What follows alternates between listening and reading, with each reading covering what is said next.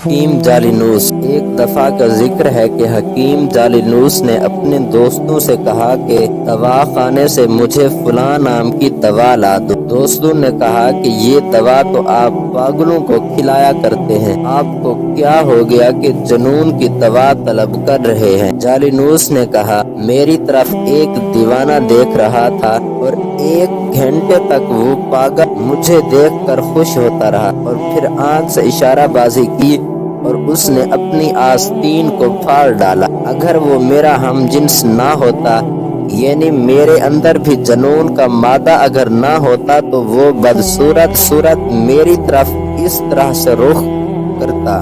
جالینوس نے مثال دیتے ہوئے کہا کہ دیکھو، چڑیا جب بھی اڑتی ہے تو اپنی ہم جنس چڑیوں میں جاتی ہے، کسی اور طرف رخ نہیں کرتی، کیونکہ کسی بھی جنس کو اپنی ہم جنس کی طرف میلان ہوتا ہے۔ خلاصے کے طور پر جالینوس نے کہا کہ کوئی وصف جب 2 آدمیوں میں مشترک ہوتا ہے تو یہی قدر مشترک سبب ہوتا ہے دونوں کی دوستی اور مناسبت کا۔ ساتھیوں نے کہا، ہمیں تعجب ہوا اور ان دونوں کے حالات کا جائزہ لیا کہ وہ قدر مشترک کیا ہے۔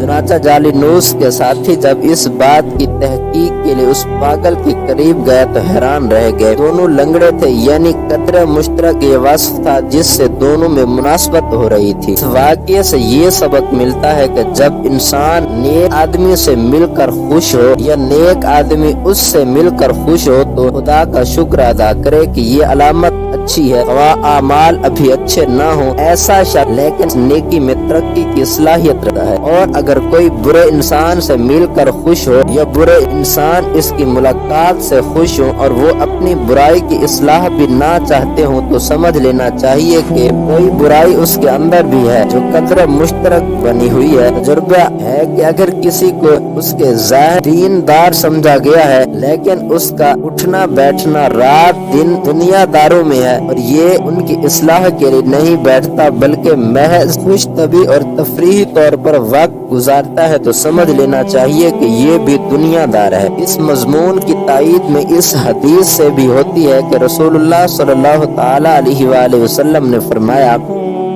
ہر آدمی اپنے گہرے دوست کے دین پر ہوتا ہے، بس کسی شخص کو اگر پہچاننا ہو کہ یہ آدمی کیسا ہے تو اس کے گہرے دوستوں کو دیکھو کہ وہ کیسے ہیں۔